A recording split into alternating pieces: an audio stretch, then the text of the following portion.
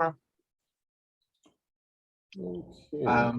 Looks like Chief Allison is having maybe some trouble connecting. And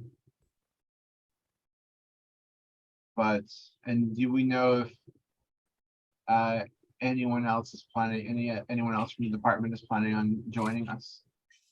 I don't believe so. I know Lieutenant Thomason, he does have the flashbangs. He, thought we might not be able, especially with the time, be able to get to it tonight. So because I do have those three, the impact reports for all three, and then we also have chemical agents that I sent out earlier today. So with that said, we can send that one out tomorrow for next week for the flashbangs, and then DQ is also excused for tonight. So I think it'll just be me and the chief. Okay. Well, then let's just move forward with the impact reports then. All right. So why don't we do this? I'll share my screen real fast, and I'm going to zoom in a little bit more, talk a little bit kind of about the impact report format, and just a little bit for posterity, because I know we are recording. Again, this is the first one we've talked about, and some of the changes that have kind of come up. And then I know, Jennifer, I didn't get a chance to review your changes, so maybe we can go through some of those as well. So basically, yeah, the impact report does, it is part of the OMC, the Oakland Municipal Code. There are several things in the code that are required in this impact report. So what I did is I created like a template form that we could kind of fill in some of these things that would then migrate some things around and kind of make it a little clearer. One of the issues I noticed when we were doing the Privacy Advisory Committee was it was a little difficult to keep an eye on how these impact reports were done in a clear format. So description and purpose is part of this, including manufacturer's product description, the capabilities of the item, how the item works, any expected lifespan, the quantity that we are either seeking or we own, and then the purpose and intended uses or effects. So for each item that we listed in our inventory report that Lieutenant Thomason created, then took much of that same language and then put it in here. So these AR-15 rifles, which are the patrol rifles, the Noveske rifles, which are the ones that are used by the tactical team. Additionally, they use these BCM Bravo Company manufacturing rifles, the GA, that should be precision, bolt action rifle, which is currently the sniper team uses. Then since the OMC does cover all the ammunitions, the different types of ammunition that we have, including this 75 grain gold dot, which is the duty ammunition, this federal 55 grain, which is a practice round, these old Ranger, which I think we're just using until they dry up for practice and training. And then some of the 308, which is a different caliber of bullet that is used in the sniper rifles. There is, I believe, still, it sounds like one Remington 700 rifle, so listed that. And then these are ones that are actually ordered, but have not come in yet. So I know Lieutenant Toribio is off, but he has been seeking out from the vendor, I believe, exactly how many, because that sounds like it was purchased maybe through a purchase order or grant that he doesn't have access to. So still a couple things that we need to do, but basically each one of these gives that information, fiscal costs. We kind of split it up for future impact reports. We anticipate sometimes maybe proposing to obtain equipment, but in this case, we're doing impact reports for items that the department already owns. So talking about the initial costs of these, this is approximate because some of these we've had these for several years, may not necessarily have information or specific information, receipts or anything like that. Let's see, the estimated or anticipated costs for each use. So I did talk, and I appreciate Commissioner Shea, who did note maybe it talked not only about overtime or personnel costs, but also some other costs, right, including about deployment or discharge. Costs or estimated anticipated costs for adverse impacts. I know this is one that is an important part. So really kind of try to ensure that three sort of possible impacts that could happen: deliberate misuse, unintentional misuse, or failures. And then some other things that are in there about that. Ongoing costs, this is going to depend on the equipment. In this case, for the rifles, it does talk about the training costs, the cost for the ammunition, etc. Some reasonably anticipated impacts, and talking about deliberate misuse, unintentional misuse, the perception of militarization or exacerbation of a police community divide.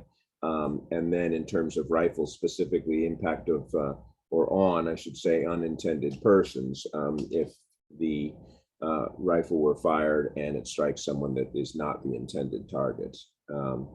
Some mitigations, this is relatively broad and is consistent throughout many of the impact reports, but talks a little bit about some of the mitigations that are already in place at the police department. So including the use of force and de-escalation policy, which does reduce a lot of, or narrow many of the sort of constitutional guidelines, and narrows them even further, requires de-escalation. A force reporting and review policy and practice for the police department. So references back to these general orders here with links. We do talk about our complaint receipt and investigation procedures. So for investigating allegations of misconduct, some community outreach and specific inquiry pathways that are set forth in Case 7 and required by law. And of course, the equipment specific use policy and the oversight from the police commission, which is in itself a mitigation strategy for some of these things.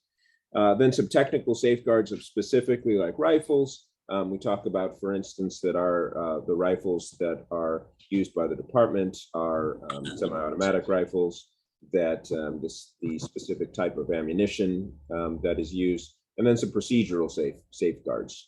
So for instance, about the way that the department does not issue a rifle to every officer, some of the trainings. Some alternatives. It is, we are mandated to use de-escalation. So we do talk a little bit about de-escalation, how that might work. There are possible adverse costs of not possessing the equipment.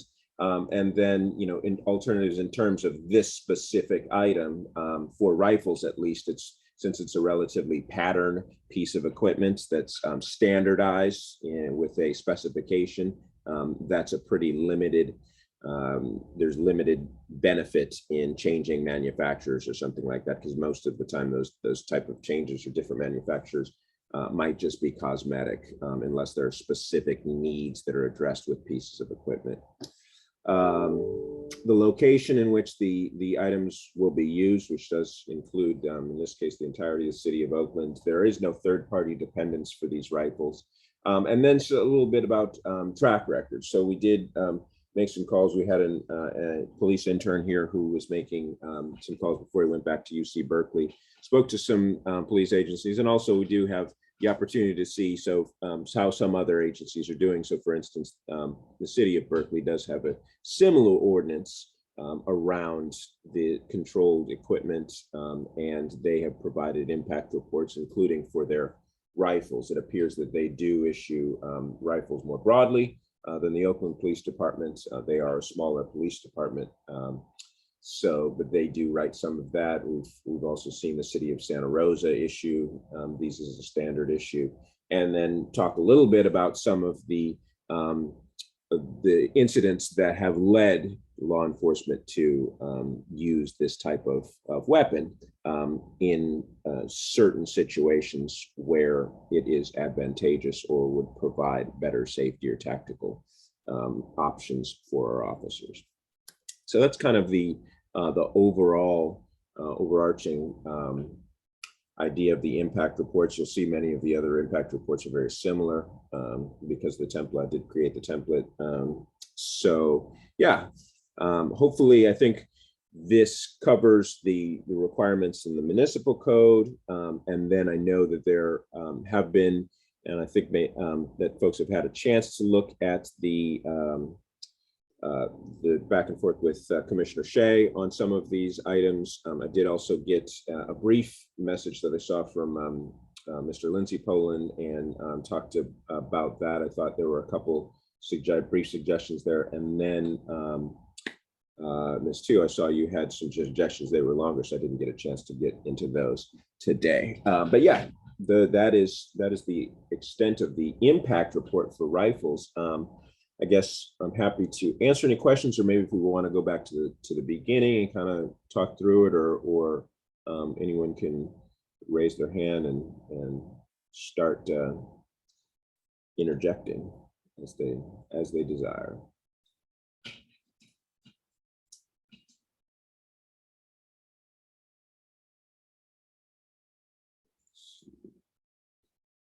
Yes, Ms. Tu.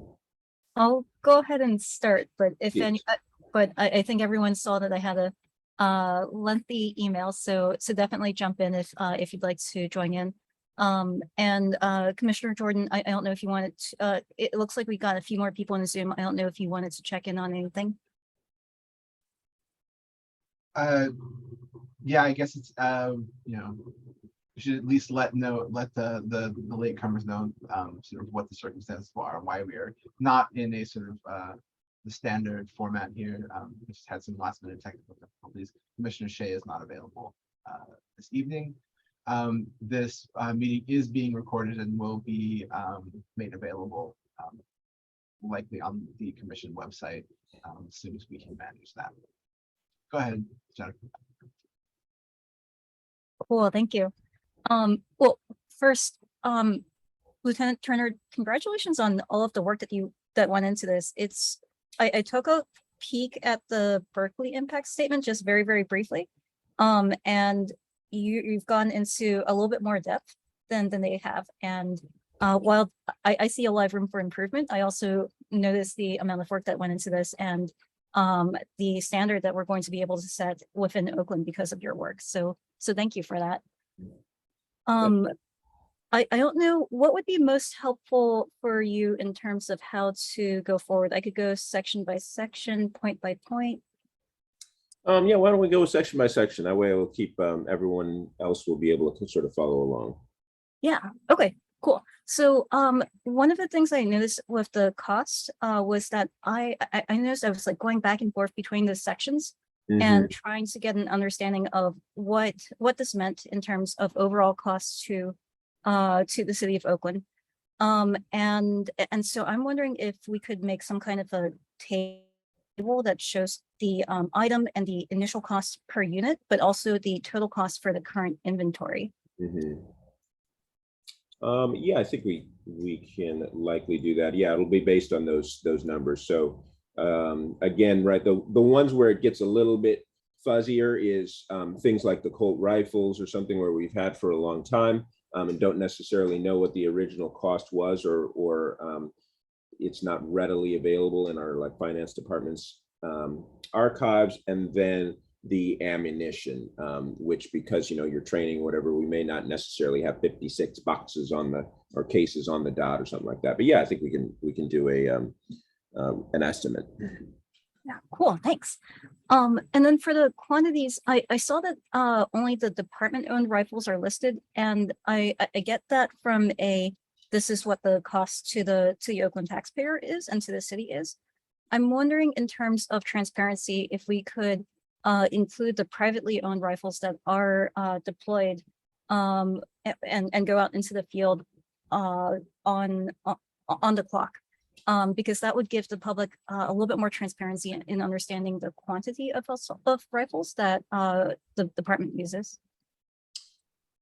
Yeah, that's one where I don't have much insight, but I think what I can say is that there is a very small quantity. So, as we heard Lieutenant Toribio say, the only ones who are authorized to use a personally owned rifle are those on the tactical team. The patrol rifle officers are not. They have to take the department rifle. So at the most, we're talking about however many tactical team operators there are. So that's about 25, I think, in the entry team, and another maybe 10 to 12 in the sniper team. But I am aware that most of those officers do not have their own personally owned.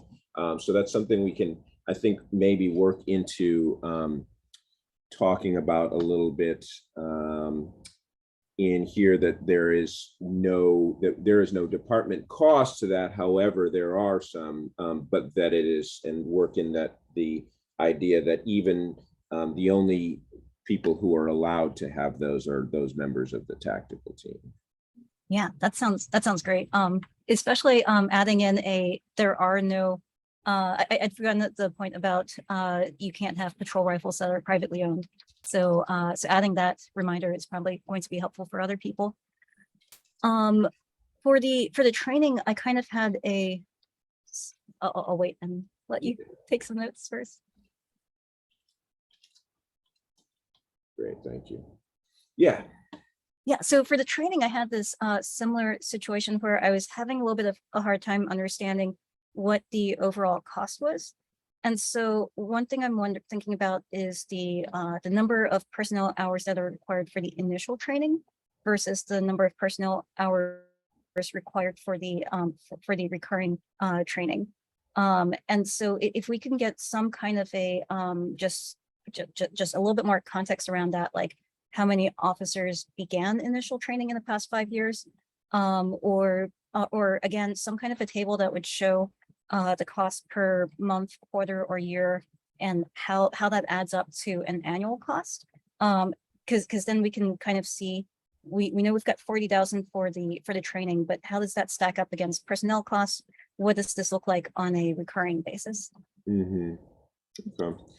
Yeah, I think what we'll, so for, in terms of the past, that one's a little harder to do. And I think especially what I would probably say is, we'll, in this estimated or anticipated ongoing costs, is add in here about some of the personnel costs for, so hours for a school, right, whether it's PRO or tech school.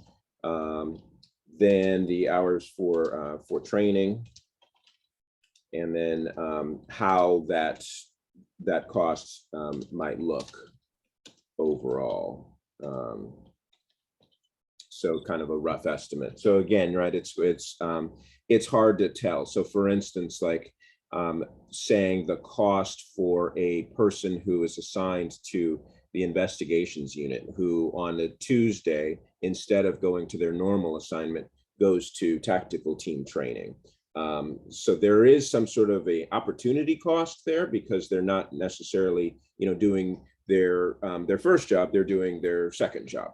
But that one's hard to quantify, because at the end of the day, the cost, the raw dollar cost to the taxpayer is the same as that person's salary for the day. On the other hand, if there's a person who, say it's their day off, and they're having a day where they're taking off from patrol, and swapping a day so that they can go to training, and then that person's beat has to be filled, that might be a cost. It's hard to tell what the situation is for each person. So I can give a little bit more general idea. That one's really going to be very dependent on the assignments of those people who are in that, which change relatively rapidly. So I think maybe a broader idea might help.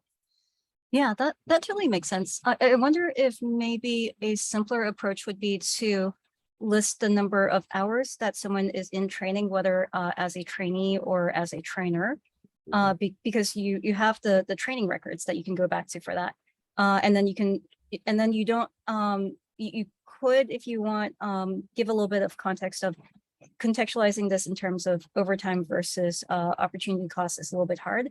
But at the very least, the public would be able to have a sense of the number of personnel hours. Mm-hmm. Yeah, understood. I think we can work something in there about that. Cool, thanks. The last question I had on this section was for the upgrade and replacement cost. I don't have a sense for how often the department is replacing the rifles. So I have no idea if we replace 100 rifles a year, one rifle every 10 years, something else. And so if would it be possible to do some kind of a estimate for the annual number of rifles that are replaced? That's what I can ask. I don't know that either. My sense is that it's actually very low, because like we mentioned in the, I think in part of this here is that typically, like we see right here, the rifles themselves have a long lifespan, but replacing the parts is something where we're going to change that. So for the AR-15 pattern rifle, for instance, as long as the one part which is considered the firearm by the ATF, the lower, is in serviceable condition, you can rebuild the entire gun using only parts. So I think we can ask how many, but my sense is it's very low, and that instead it's replacement of parts, which is harder to get an idea on. But there is, like I said, certain things like barrels, springs, stuff that is typically known to wear out, and that have some costs associated. Okay, that's all the questions and comments I had for the for kind of the cost section. Maybe I'll pause and see if anyone else wants to jump in before I dive into impacts or track record.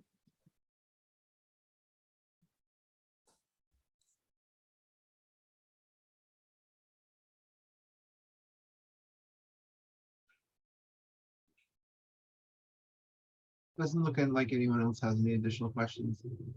Go ahead and move forward. I'll keep going. Just cut me off as we need to work people in. All right. Let's take a look at the impact section. One of the things that I was curious about is what the difference is on the human body when someone is shot with either the patrol or the sniper rifle, and having a sense of what that impact is compared to the impact of someone who's shot with the handgun or the shotgun. And so things I was thinking about is, are the wound sizes different between the assault rifle and the handgun or shotgun? Are there is there a difference in whether there's an entry and an exit wound? Is there any difference in long-term injury or mortality rates when we're looking at the assault rifle? I just don't know these answers. Right. That's a good question. I think the there are some changes. I know Mr. Lindsay Poland mentioned, and I kind of added a line around some of these impacts for these rifles, and I think it is anticipated that the wounds might be larger or more severe with a rifle, mainly because the bullet is traveling at such a higher speed than a handgun round. And then, the typical, probably wound dynamic that's going to have the largest in terms of just sheer size is going to be a shotgun round, just because of the way that it fires, typically like 9 pellets of ammunition at the same time for a double-aught buckshot, for instance. So in terms of lethality or something like that, I don't think that's necessarily something that the department is prepared really to comment on, because I think there's a few things. One, it's not any research that we've done or participated in or have readily available. We use these because of their precision. So understand, but the expectation is that when we are using lethal force, whether it's handguns, rifles, or shotguns, we do train to shoot typically center mass, which does have whatever sort of firearm application you're using, it is relatively lethal. And so that is why no matter what, there's that control on the firing of lethal ammunition at a person. Understanding that these rifles are nominally more accurate does not necessarily mean that they are going to be more deadly than, say, the officers using their handguns. And I think the vast majority of times when civilians or people are shot by police in the United States, it is with service handguns, unless with rifles. So I know I did talk about that and add a little bit in terms of some adverse impacts a little bit later. But yeah, I don't know necessarily about, that there are impacts beyond the fact that there's the understood impact of using lethal force. Can I interject? Also, actually, let's let Erickson speak first, and then I will also interject. Yeah, I'll be quick. For the rifles, is the ammunition only 5.56 or is it 7.62s as well? Yeah, so for the patrol rifle that the officers have for patrol, and then the entry team, the actual tactical team entry team, it is only a 223 round, so 5.56. For the sniper rifles, they do fire that heavier 7.62 NATO, also the 308 caliber, mainly for the ballistic effects of the heavier round. My understanding is that it provides better accuracy. Is it armor piercing as well? The 7.62? No, we do not use armor piercing. All right. Yeah. Thank you. Yeah, I mean, I think it's based on, so sort of going back to Jennifer's initial question around lethality. I mean, I think it is pretty well understood if you look at, I mean, I know that there's a lot of research done by, say, like the FBI and other sort of people who have done ballistics around, research around ballistics, that that a faster, smaller cartridge is going to be more deadly than say the standard 9mm. We didn't get into, I mean, since we're getting into sort of variations of lethality, the 9mm, there is a standard ammunition for that, I assume, as well. There is, yeah, duty issue. And so that's just like ball ammo, or is it what is that being? What is that? Yeah, we issue a from the same company, Spear Gold Dot duty ammunition from them. It is not ball. We don't shoot that. It's a jacketed hollow point. Jacketed. Oh, so it is a jacketed hollow point. Yeah. Okay. And so, I mean, then you get into the whole like temporary wound cavity versus, permanent wound cavity, and I think the thing that, based on what I've read, that that 5.56, 223, or any very fast round, is leaving has a smaller permanent wound cavity but a bigger temporary wound cavity, which causes like the hydrostatic shock that has, can like destroy internal organs, which is what makes a sort of center mass shot with a faster cartridge like that tend to be more deadly than, say, a 9mm, which is moving significantly slower, but is bigger. And the 308 or the 7.62 NATO, which are almost the same, but not quite the same. My understanding is they're slightly different. Slightly, very slightly different. Same kind of like with the 5.56 and the 223. You can fire one out of the other, but it's not necessarily recommended. And the difference between the 5.56 and 223, and you are specifically using 223. My understanding is it's just slightly not quite as hot a cartridge. Is that the idea? That is my understanding. I think it's mainly because it's easier to find and cheaper to find 223 barrels than it is 5.56 ones. And so I don't know if it is.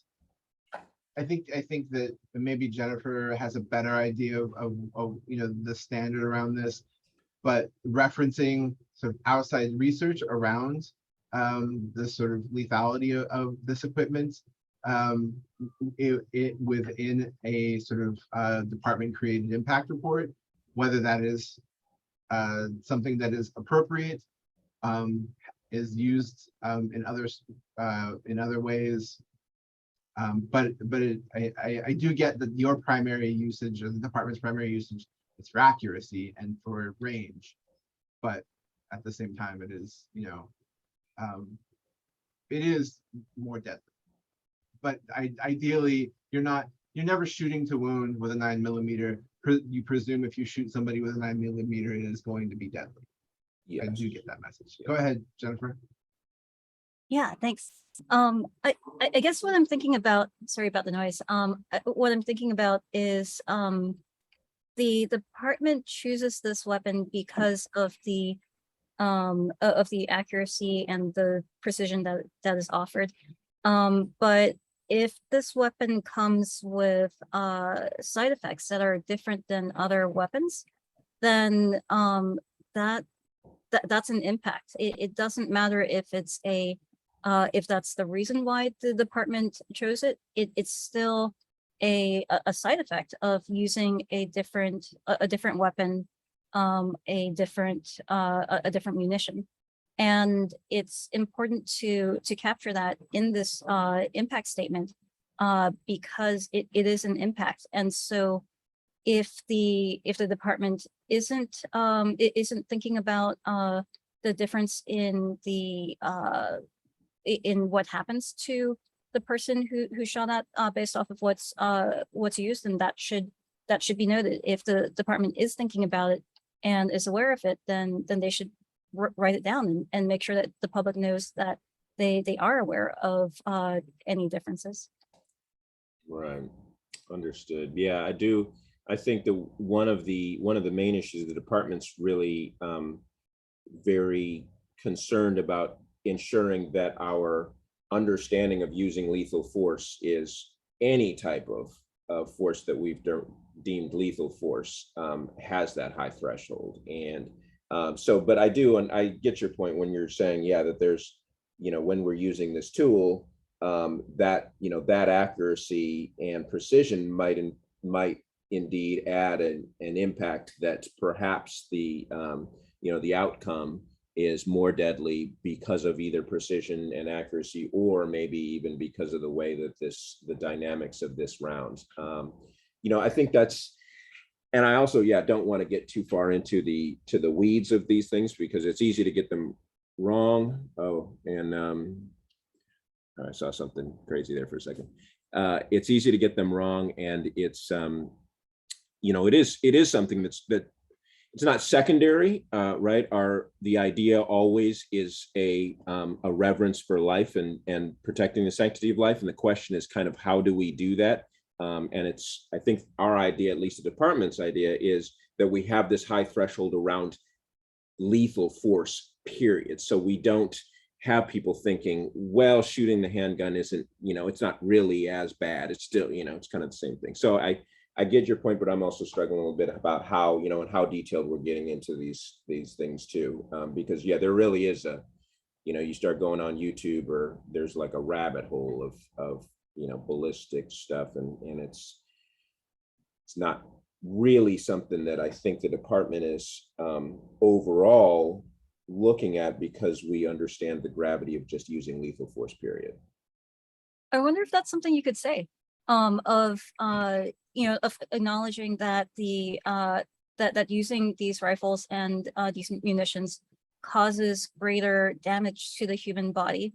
And this is something that the department is aware of, as they but lethal is lethal, whether it's the handgun or this weapon. Yeah, I think that I definitely think that's accurate. But yeah, it's really important to us that we very strict controls and be very clear about our desire to de-escalate and ensure that lethal force, whatever type, is used as infrequently as possible.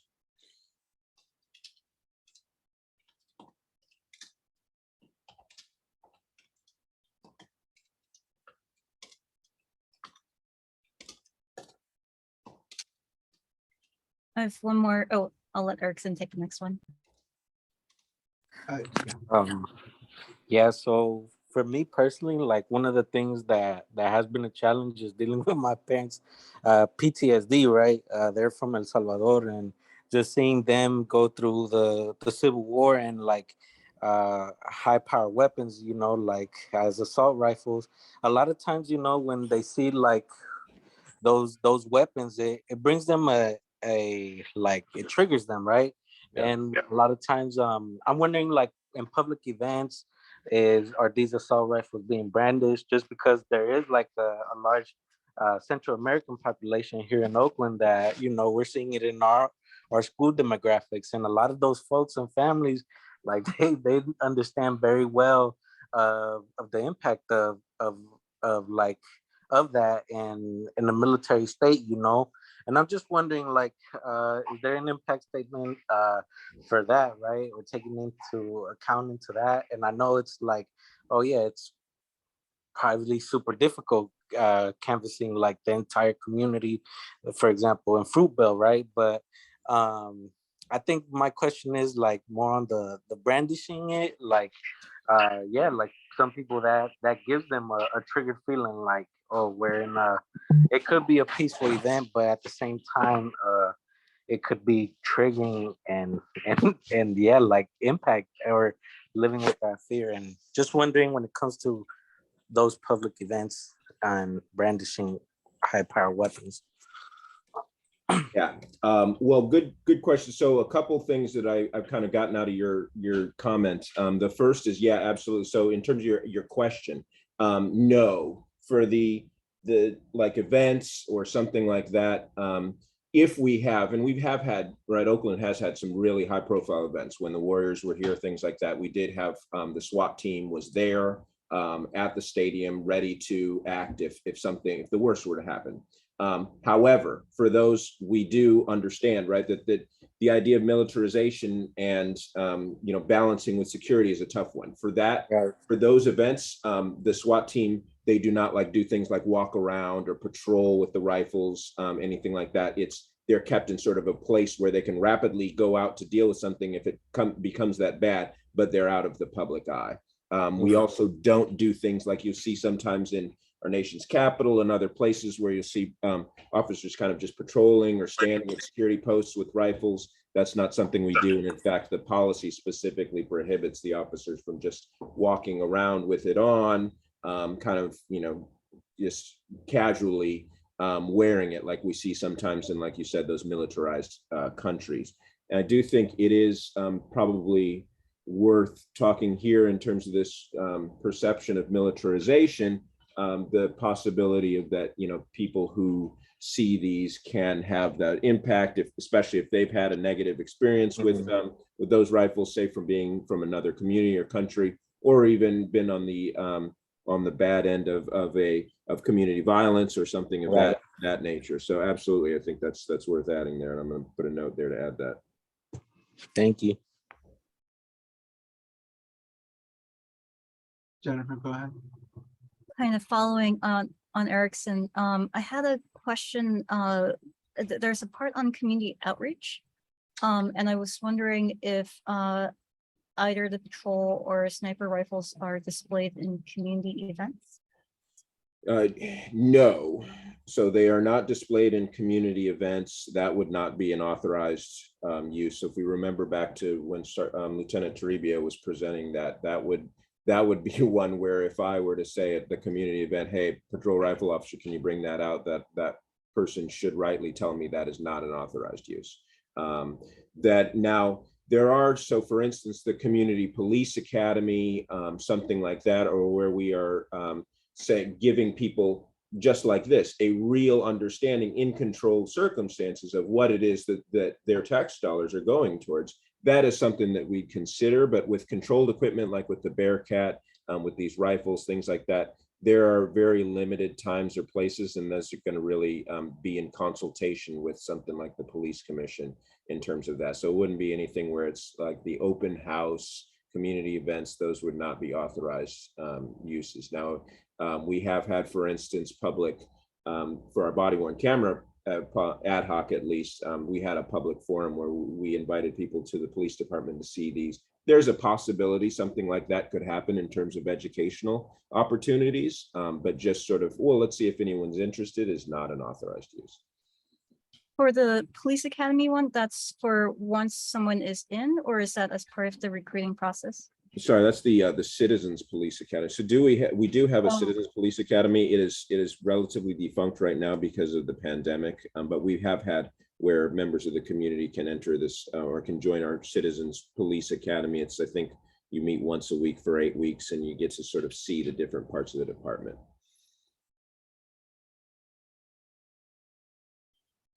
Got it. Thanks. Unless anyone else wants to jump in on this topic, I kind of want to go back to impact statements.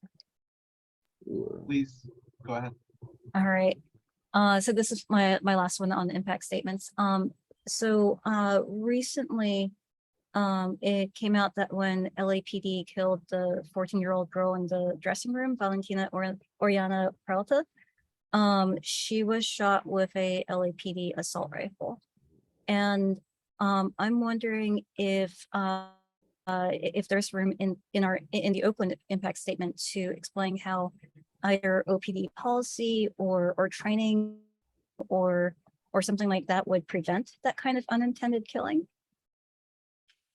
Well, I think in one of the ways, so we do talk, about this possibility of impact on unintended persons, that there's a possibility the round will strike something or someone that's not the intended target.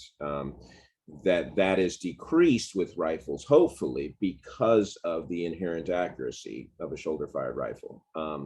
There's, I think, also the possibility of talking about our DAT policy, for instance, and the way that it limits the number of people who are armed cover, right, who are actually doing that. We do select in terms of this training, right, remedied kind of by training, and the training, the quarterly training for the tactical team, of course, or for the PROs, and monthly for the tactical team. But yeah, if they do, for instance, I think also we can talk a little bit about removal, right? So I think we heard Lieutenant Toribio talking about the standards for the PRO program, and that there's removal if people do not meet those standards. So if they don't meet the accuracy standards, they're unsafe with the equipment, they are not tactically sound, then there's that. So I think we can just maybe expand a little bit more here on the training part, but just I think it is instructive to keep that first line, and that anytime there is a firearm discharged by law enforcement, there is the possibility that it's going to strike someone or something that is unintended target. That is a reality, and it's unfortunate, but I think it's worth noting. Yeah, definitely. I don't have any transparency concerns with this. What I'm thinking about is it looks like there could be opportunity for the department to show to kind of show off the work that you've been doing, so that way the public knows, like, you are thinking about this, you have noticed this, and here's what you're doing about it. But again, I don't have any transparency concerns around that. Understood. Sorry, go ahead. Before we move away from the impact on unintended persons, so I mean, I get that the the increased training for the PRO officer, PRO program, and the increased accuracy of a rifle decreases the potential for hitting somebody you're not shooting at. But I also feel like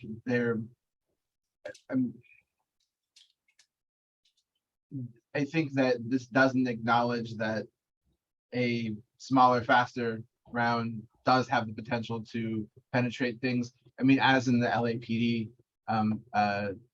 shooting that Jennifer was mentioning, I mean, that went through a couple walls.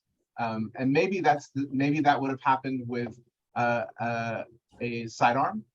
We don't know what the material of those walls were, and how far that round traveled, but I think it is pretty well understood that a rifle round, a 223 or 5.56 round, is going to penetrate more than your standard sidearm, and it feels sort of mildly disingenuous to sort of say, like, we're less likely to accidentally shoot somebody because of the accuracy and the additional training versus a sidearm potentially, but also the very nature of the thing itself makes it potentially more dangerous because of, you know, penetration. I know that when we talked about this before, Chief Allison, I believe, you know, talked about how the department was fairly satisfied with its you know, not the over penetration not being a concern, but it also does feel like if you're saying it is, that the impact is noticeably decreased in a rifle, and I get that is decreased because of accuracy and training, but also apples to apples, a 9mm is not going to penetrate in the same material the same way a 5.56 is. Yeah, so I think this is kind of where my ignorance is showing a little bit, because I was a patrol rifle officer, but it was a long time ago. This was about 2010, and at the time when I went through, we did talk a little bit about you know, the ammunition that we were assigned. It was a different type of ammunition than they are using now, but it was one of the things that they stressed was that actually this was this round was smaller, and because it was lighter in the way it was made, that when it hit solid materials, that it was more likely to fragment and come apart, and so actually would penetrate into walls less than our duty rounds. At the time we were using 40 caliber, right? So that is a snappier round than the 9mm, and I'm not sure, but they did caution us that actually the duty round was likely more likely to penetrate through people's walls, whereas the rifle round that we carried at the time was more likely to disintegrate. Now, I remember Lieutenant Toribio talking a little bit more about that they've switched to that spear bonded round that has some performance dynamics that are better through you know, some barriers like glass, and that does make me wonder whether that has changed that thing that I understood in 2010, but now perhaps in 2022 it has changed. So I do think, yeah, it's worth mentioning and talking about the difference between rounds, if we know, and I'm not quite sure what that is, but I mean, take your point. That feels like the kind of thing that we should know. That if we're sort of approving these for use, you know, in sort of relatively close quarters, close, you know, space, in close spaces, with, you know, with a civilian population, that we should know if it is, you know, what its sort of properties are as far as that goes. And yeah, I mean, maybe that is in fact true. Maybe that they are, what you're using now is because it is more likely to break up than I mean, and I know that there is a variety of type of 5.56/223 ammunition, and some is like intended to break up, sort of like we hear about the frangible ammunition that like air marshals use. I know that does exist, and I know like the military uses the green dot, like armor piercing stuff. I've done a little bit of research because we were going, and so I've looked into sort of the stuff, and it does seem like I'm not an expert. I'm hoping that, you know, that we can come to an answer though, because it does feel as though, you know, just stating flat out that a rifle is safer than a sidearm because it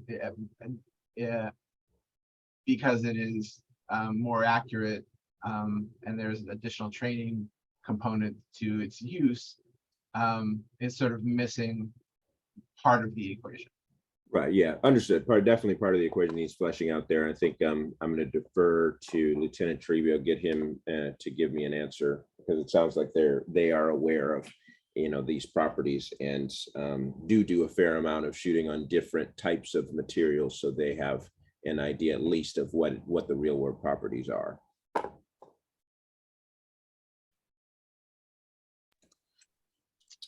I know you mentioned before that if any attachment needs to go on an assault rifle, it needs to be authorized.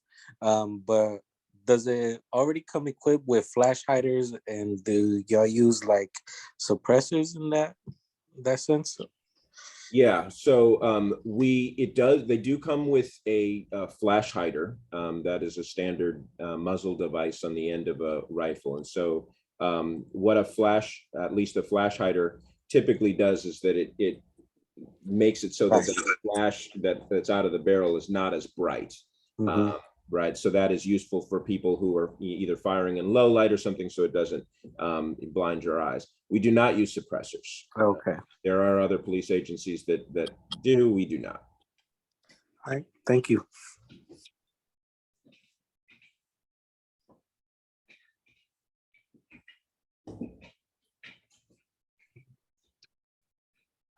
I don't have any further questions about this section. Jennifer had additional sort of editing suggestions in a different portion of the document. Yeah, I can take us on to track record if that's okay. Sure. All right, cool. So really helpful to see how much research you did into the other departments. I saw your note about the city of Santa Rosa and how they're not issuing, or how they're considering the patrol rifle to be a standard issue. And if you're including that, it might be worthwhile to also include that the city of Santa Cruz, the police department also considers the patrol rifle to be a standard issue, but is reporting it as part of AB 481. The reason for that is because the city council heard some of the residents make a note that they don't see the patrol rifle used by bicycle or foot police, and they don't see it deployed in that super popular beach section. And so the residents believe that that made the item not actually a standard issue, and so the city council asked for that to be included. So it might be worth noting if the city of Santa Rosa, had not considered what the definition of standard issue might be. Okay. Yeah, it was just, that was something that they mentioned to us, and so we'll put it in. But yeah, I think it's worth adding in there for Santa Cruz as well. I think the larger point was around that many of these other agencies do standard issue, which is a difference from us. It's a thought, but it's a difference. Yeah, no, I think it is important to make note of those differences when you find them. Yeah. The rest of my thoughts around track record was what we could do to give more context to the general public. So some of the things I'm thinking about is how many times either the patrol or the sniper rifles have been fired for non-training purposes in the past 5 or so years. How many people have been injured or killed by either kind of deployment in that same period.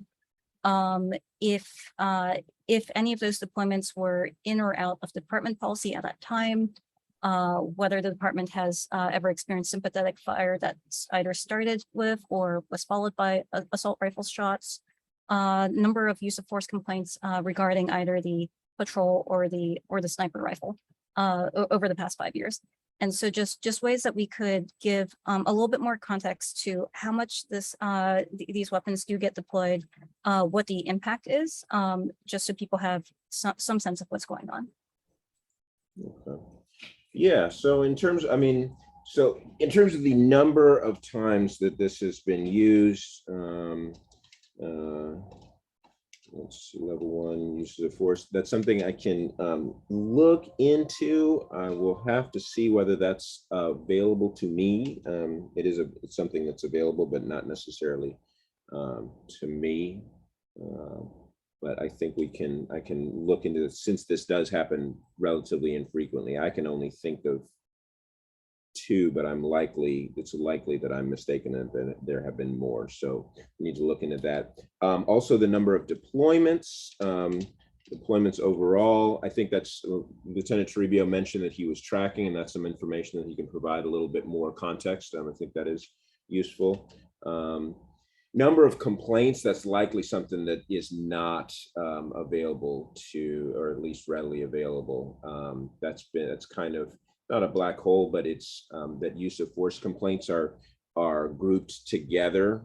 They don't separate out saying, use of force complaint is pistol versus use of force complaints with a rifle or something like that is they are generally defined as allegation of unlawful force or use of force, general levels 1 through 4. So though that includes basically all complaints from, the officer used physical force on me to the officer used pointing a firearm or something like that, or when there's a shooting. So I don't think that's information that we have. So understanding kind of though, what are the impacts on the community, and have there been any, controversies or things like that? Is that kind of what you're hoping to elicit out of? Yeah, I don't know. I mean, there is a lot of sort of unseen success, right? I think that they can kind of show in these number of deployments and number of deployments versus times maybe that we have that these have been used. And then there's always going to be, I think, some high profile times when at least I can think of definitely one where the idea of the patrol rifle and sympathetic fire, that's one I don't know. I'm not even sure whether the department is in a position to comment, considering that there is, as far as I know, ongoing litigation that may have those people, some decisions overturned or something like that. So I don't, that one I'd have to defer to a higher level before I make any comments on that one. But I do think, yeah, as much as possible, and this is maybe something where Lieutenant Toribio can help with some idea of, what the track record is for this. And OPD Sounds great. Thank you. items, absolutely.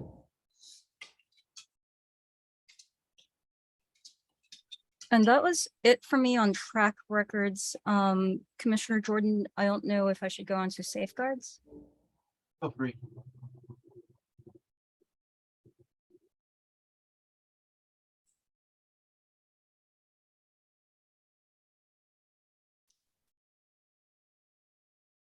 So for the safeguards section, there's technical and I think procedural.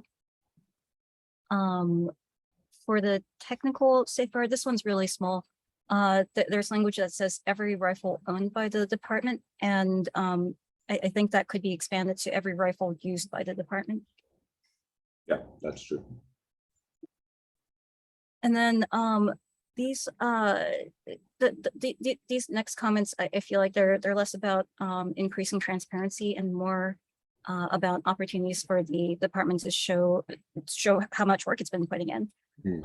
So there's that language that you've got about the technical ability of the weapon to be precise. And I'm wondering if you could add to that about the human operator's ability to be precise and accurate. Because I know that I remember that you said that you have to retest or retrain and make sure that your accuracy is up to some level. And so being able to share that or share any more details about what that means could be one of the safeguards that you have in place. One of the other things that you've talked about the department doing that I think is worth calling out is how you spend time in training on when not to shoot. And that feels like a really good thing for people to know that the department is doing. You're not just training on how to shoot, you're also training on when not to shoot. Okay.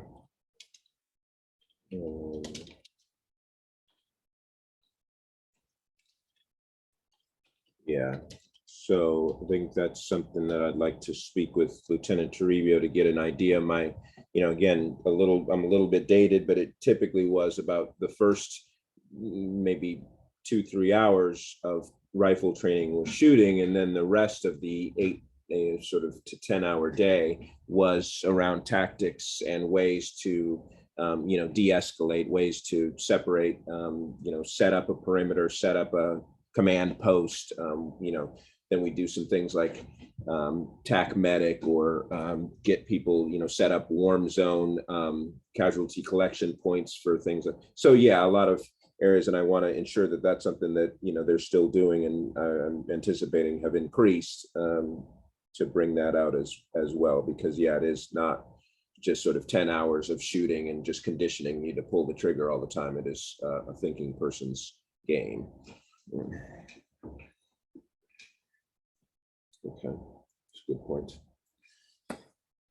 And Commissioner Jordan, that's I know that was a lot, but somehow we got through it. Those were all of the comments and questions I had about the rifles impact report. Great, thank you. Much appreciated. I appreciate all your sort of diligence and sort of combing through the language.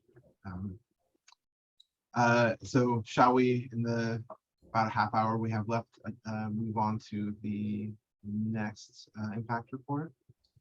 Yeah, why don't I go next here to the armored vehicles one? This is one that has a very strong policy, and so based on that, so let me hit the shared screen again. Okay, so yeah, for the benefit of those watching the Zoom or later, please do navigate to the Commission's website. The agenda report for tomorrow, September 8th, does, I believe, have a draft of this on there. If people would like to follow on for just purposes of brevity, I'm going to say the impact report template is very similar to the one we just discussed. So yeah, happy to answer any questions or sort of go through it at your pleasure.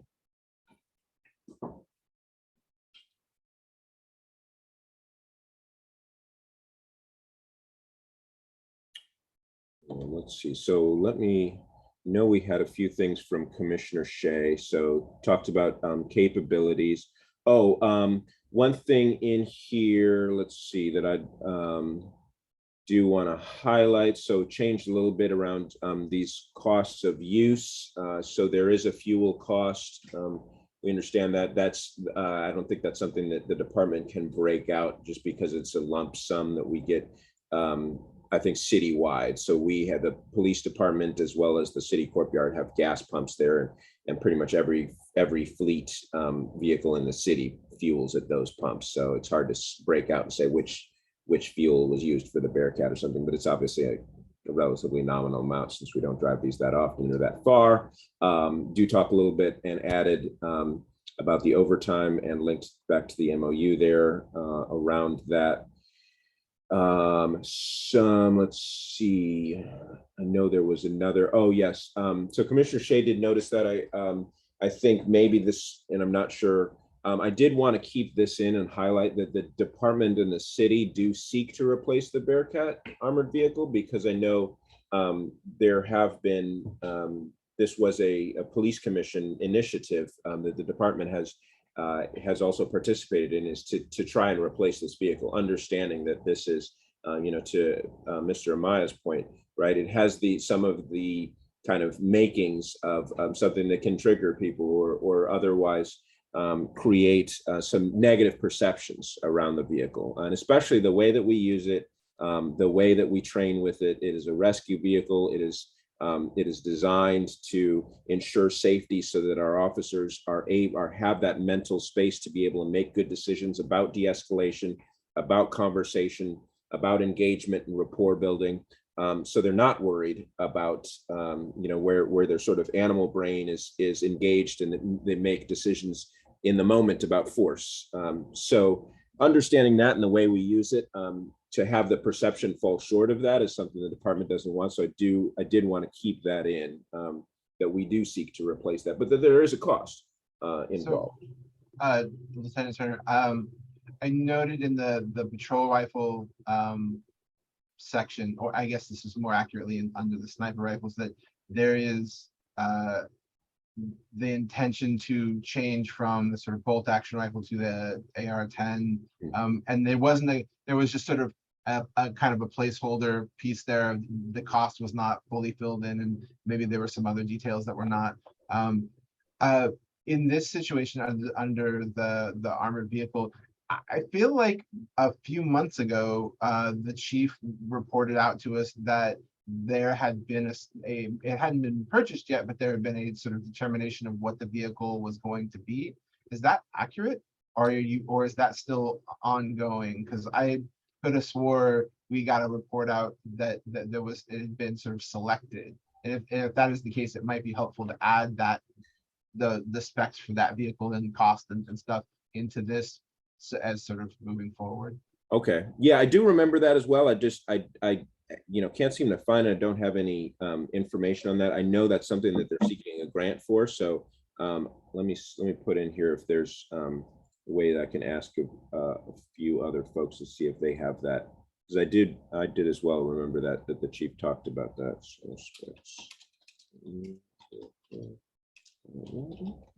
memory serves, it was essentially the same sort of underlying vehicle, but with the sort of less apparent armoring. Yes, yes, that is my understanding as well. All right.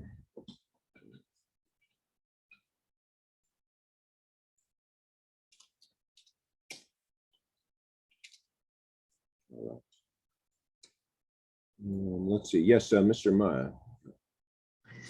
Yes, thank you, and thank you for that comment earlier. Definitely, like that's where I was heading towards, and yeah, because I personally seen the armored truck, and definitely around my residence, and even impacted my personal family previously, right, and my students as well. I think one of my questions and also concerns, and just hearing that, I'm not sure if it could, but just armored vehicles are more heavier, right? And you breaking it down, it's used for training. And I'm wondering about like the property, like property damage being reported on, like through these vehicles, right? Especially like if there's a barricade and we need to bust through a wall, right? And I had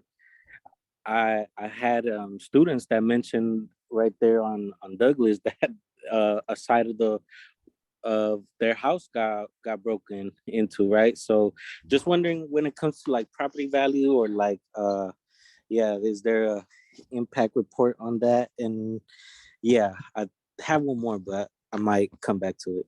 Okay. Yeah, so in terms of, I guess the first question, or sort of taking it in reverse order, yeah, anytime the department damages anyone's property or loses it or something, there's going to be a report. So yeah, sometimes these, when the tactical team or something like that, there might be some significant property damage. And I think that is an impact that might occur. Now, in terms of the armored vehicle itself, however, one of the prohibited uses is specifically attachment of a ram. So for our armored vehicle, we're not allowed to use a ram unless there are natural disasters or medical emergencies. So this is not just to apprehend a suspect that we can add a ram to the vehicle. It has to be a natural disaster, like clearing things out of the roadway after an earthquake, or a medical emergency where we needed to like knock in someone's home to get them out, something like that. But if there is any damage, and there have been times when the Bearcat, for instance, occasionally it's run into things. Those are noted, and reports are issued about that. If there is in general, like for instance, during any tactical team, or even just searches of yards or things like that, breaking locks, breaking fences, all that is documented. And then there's a standard procedure for where we leave the information for the city attorney's office, where people can file a claim to be reimbursed. Okay, thank you. And just for a question for the technical team, when it comes to training, do they use the Bearcat? Like I've seen before, people will hang from it, right? Probably just moving from place to place. But is there like another vehicle that is used besides the Suburban or the or the Bearcat? Maybe like a Frito-Lay truck? There is, so the tactical team, besides those two armored vehicles, those are the ones they use for training, because those simulate the actual use. They have some other vehicles, yeah, like like kind of a yeah, Frito-Lay truck or taco truck or something like that. They have other vehicles like supporter administration vehicles, so keeping in all the equipment for the tactical team. People keep all their stuff in there so that when the van goes out to the field, they can just meet it there, because we are a part-time team. So yeah, we have several other elements of the tactical team, like the negotiations team and the electronic services unit. They'll have their own larger vans that are not armored, are not designed to be used, but they're solely for, some of them have, like the little desk with a computer inside, or some of their equipment is put in places where they can easily get it out, things like that. Thank you. Yeah.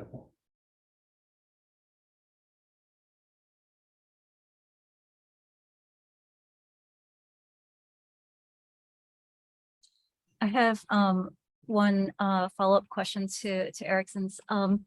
He mentioned property damage. Is that something that's worth including as an impact? Like, it's not a intended impact, but I'm just thinking, like, if I had a house or a yard, then and part of it got busted up, like that would be an impact. Yeah. So I would say no, because we don't use the vehicle to ram. We don't just ram through fences or knock things down or whatever. Occasionally we will like put it and park it on a lawn or something like that, but that's likely going to be no different than using any other vehicle to drive on people's lawns or something like that. So to the idea that it's kind of a standard issue impact if you're going to be driving on, like the sidewalk or in people's front areas, places where vehicles don't normally drive. These vehicles, while heavier, are not to the point where they're like damaging the street or anything like that. There are several commercially available vehicles that are heavier than these ones. So considering that, we specifically are banned from like using a ram or anything like that to like knock down homes or walls or anything like that, and then we specifically don't use it to ram things or anything like that, I don't think that's an impact that we actually do have. What about the situation that he described where he said that part of someone's house was missing a trunk? Like, obviously RAM wasn't installed. There was likely no intent of like hitting that house, but the house still got hit. Yeah, was that house hit by the vehicle, or did the officers use some sort of handheld tools to open up a window? We've done that in the past, or anything like that.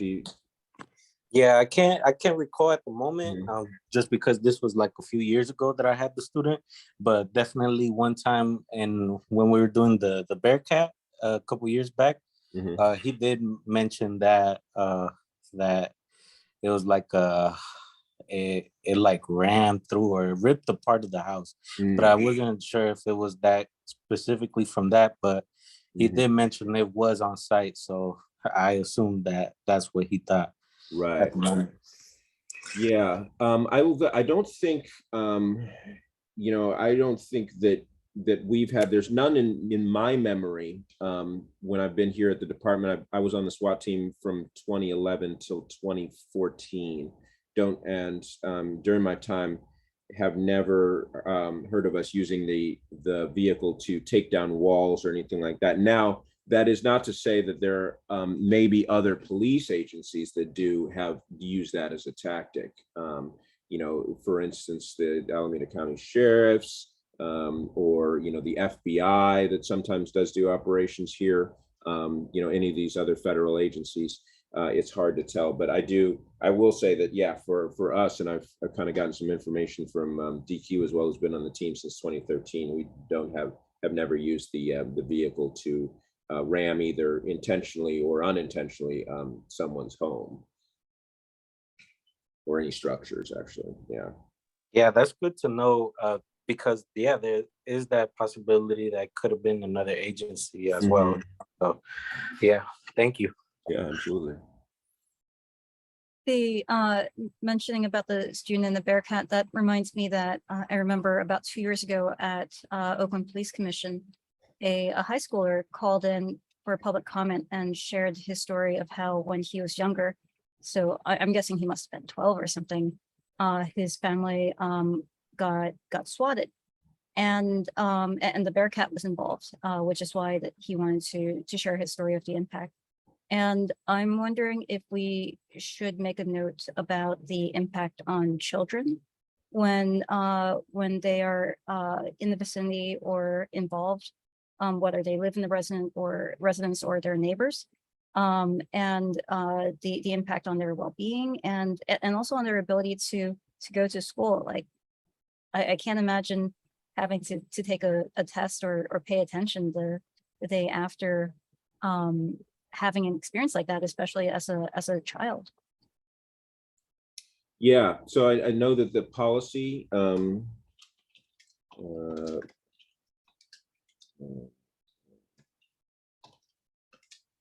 yeah, the policy does speak specific to that, and there is a requirement that commanders think about the potential presence of minors, elderly, medically compromised, people with physical, mental, or intellectual disabilities, people with limited English proficiency, or other vulnerable people. And it says that variable should be given special consideration due to the potential for trauma. So I think highlighting that it is specifically called out in the policy, and that's something to consider. Yeah, I know the department is very interested in reducing community violence, and that sometimes, we also are very cognizant of what our reaction is in response to that violence, and that sort of trading one harm for another is not something that the department is interested in. Instead, we are trying to mitigate and lessen harms as much as possible. So understanding that, I think in the context of that, that's a good place to talk about that.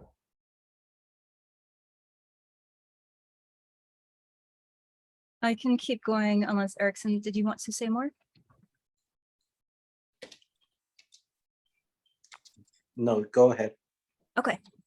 I'm looking at the track record section, Yeah. and looking at how at references to the use of armored vehicles by other departments. Mhm. And I'm curious about whether kind of the same questions I had about the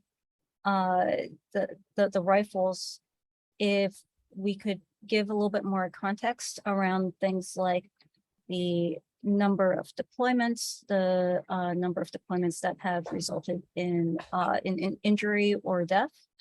That could also be an opportunity to share some of the work the department has done since those incidents to prevent future similar situations.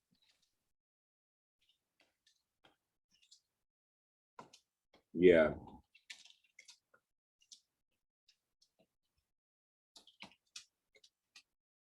So this is something, yes, that is tracked currently and has been tracked for some time because of this policy that we have. So I think that's, yeah, that is something that we can give some more information. I think they have a spreadsheet there over at Special Operations Division. So that's noted to reach out to them. And then I've got one more, but I'm also aware that we kind of sidetracked you as you were taking us through this document, and we've got 15 minutes. So I'm not sure what direction we should go. No, why don't we keep answering questions, because I know people have the opportunity to read it. So I do want to make sure we use this time we're together wisely. Yeah. All right. So for the location, and this might be like technically too challenging. So if it is, like, it's not worth it. But I'm wondering if it's possible to include a map that shows deployments within Oakland for the past, I don't know, whatever time period would make sense. I will look and see if that is something that's possible. That's straining my technical capabilities because it's probably going to need some GIS, which I don't know if we have access to, but if it's, but if it is, I will see. yeah, we do have that that data about the deployments, you know, by area. I think already we say that. So I don't. At the very least, I think that's something that we can share. Yeah, and if it's too tough, then we could maybe do a table of zip codes and numbers or something. Though a map would be, you know, it would convey a lot to the casual reader. Okay. Yeah, Lieutenant Dazakouros, you have something about that? Yeah, real quick. So one of the things I did when I was presenting to the privacy committee for UAS and then for the robots was we kept track records. And then what I did for our agency or for our annual reports was we didn't do a map, but what I did was we did by areas. So area 1, 2, 3, 4, 5, and 6, and they appreciated it greatly just to show how many times we're deploying in West Oakland as opposed to North Oakland, as opposed to call it the Fruitvale Division or Deep East Oakland. I think it was a little simpler, and I think also working with Lieutenant Jeff Thomason, I think in his spreadsheet that he worked on for deployment logs, it also broke it down by area, I believe. I can't remember. But that's something that I think if we do it by area, it's okay, but the map system would be too difficult. And I think the area would give you still what you're looking for. Okay. That's helpful. And I know we do have a link to our police area map that's available online. Okay. Mr. Ma, you have another question? Yes, in regards to the deployment of the Bearcat, I understand that sideshows just expanded all over the country, the state, and I just wanted to know, like, if other agencies are using this armored vehicle as a way of a barricade or using it in these deployments, right? Just because I do understand that there are a lot of youth that participate in these sideshows, right? Calling takeovers in LA, but definitely, like, when I'm thinking about vehicles, and there is a study being made on Teslas, which are heavier in batteries and have caused like greater impact bodily injury, right, due to the mass and all that. Yeah, I was just wondering, like, what is the deployment when it comes to sideshows and the use of that? Just because, yeah, like, as a barricades and tactical use, right? But still can create that scene, especially when these sideshows are in neighborhoods of like, hey, like, there's a armored vehicle outside my neighborhood, you know, and especially just that a lot of youth are involved, participate in these events, and that, you know, they gotta be safe too, away from these equipments as well, you know. Yeah. But yeah, just wanted to know, like, a further depth of if other departments are using it for that in the state of California or all over. Yeah. You know, I'm not aware of them using these for sideshows or anything like that. I do know that we, for instance, when we have our sideshow deployments, we sometimes will have these armored vehicles either staged somewhere, or sometimes we will use that armored SUV, which is the one that looks specifically like a Tahoe. But we don't use that as the primary, like, to move into a crowd or to set up a barricade or anything like that.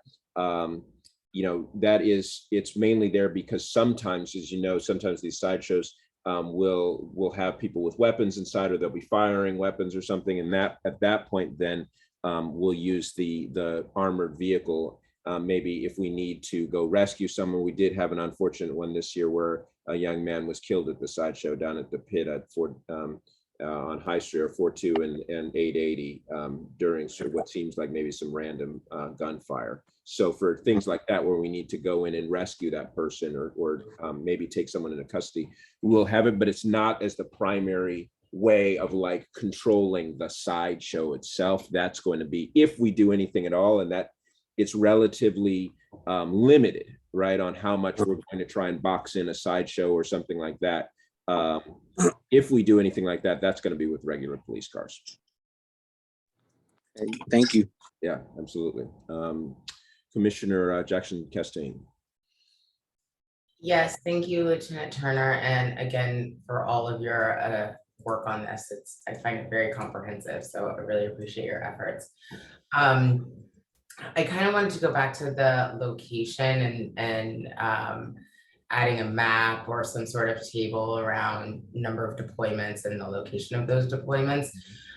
Do you have, so I've got a couple questions, but my first one is, do you have a sense of the volume of deployments, like maybe in the past year? Is it like substantial or something minimal?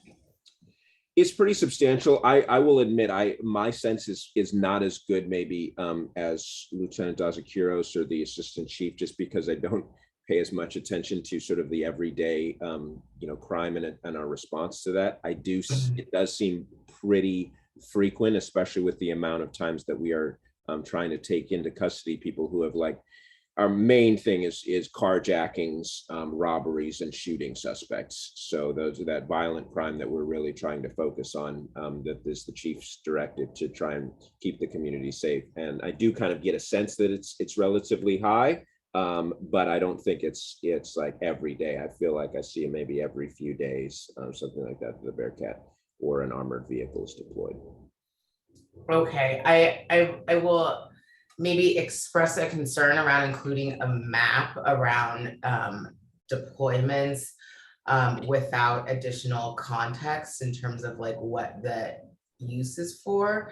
And my concern is really, for public perception, if we include a map around, like high volume deployment in East Oakland and West Oakland and neighborhoods of color, that would lend itself to the narrative of over policing and militarized policing of Black and brown communities. And then that's one perspective, and I would say the other, in efforts for to promote transparency, include it. But I wanted to express that concern without having necessarily a firm recommendation or solution around it. I think maybe perhaps in lieu of a map or in lieu of a table, that you could mention or include a link to the annual report where there might be a little bit more contextual information, but I don't know that this particular document has enough context for it to be of value. Well, I'll retract that last statement, but I just don't know that this particular document has enough context to really provide an accurate depiction of the types of deployment. Okay. Yeah, I'm hearing that. And that's why I asked, sorry, that's why I asked if there were only 6 deployments or a handful, then we could include a table with, those deployments, the areas, and maybe even, a brief description or type of or use of deployment, so that it's kind of stipulated. But yeah, that would be my concern around including a map. Right. No, I'm hearing that. I am definitely hearing the concerns around stigmatization of neighborhoods or communities that live in that neighborhood. Also, right, understanding the flip side, which is a concern of, is the community do they have the ability to see whether the police department is equitably using these items, right? That is the sort of flip side of that concern. Right. Both of those needs need to be served. It sounds like maybe a breakdown by police area is general enough, because I think we're going to see deployments in every police area. If there is a wild divergence, or we see only, say, in West Oakland and East Oakland and something like that, and then I would say, let's talk a little bit more, maybe add context or point towards an annual report.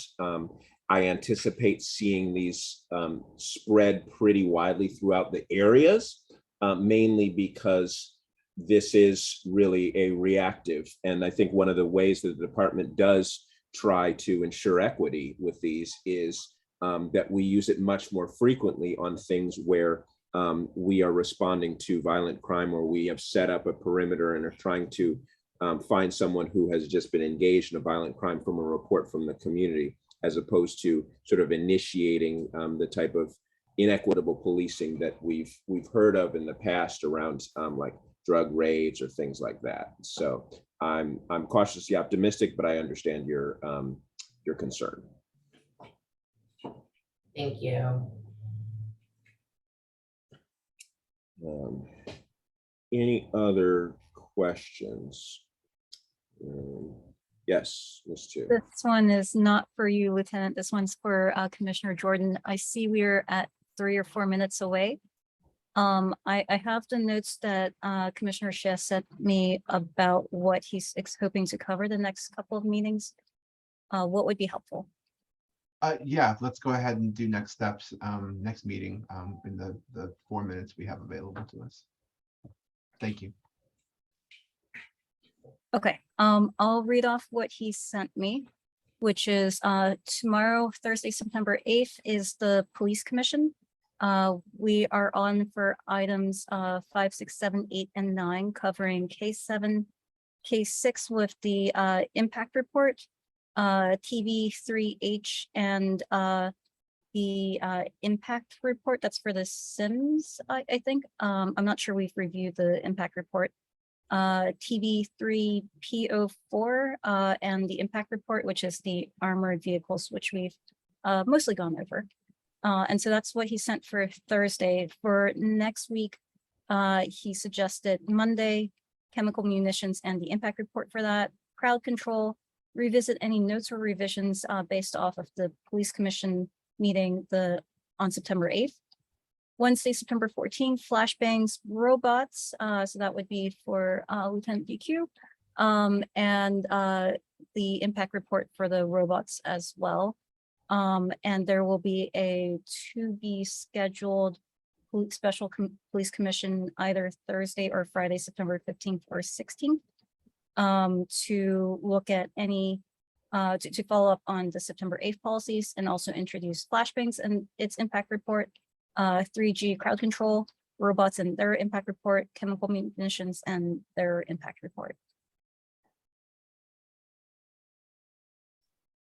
All right, that sounds incredibly daunting when you say them all in a row like that. And I know that the members of the department here are really carrying the burden. And you know, and Jennifer, I really appreciate all of your sort of organizational help with this and your eye to be able to sort of spot the sort of interconnections between other policies and the sort of research you've already done. So it's been very helpful. All right, so sounds like we have our work cut out for us.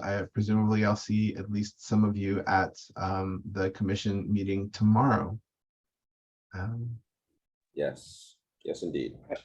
I just have one quick question for Jennifer. Can she email that out to the group so we can see it? Yeah, absolutely. I will forward the email from Commissioner Shea.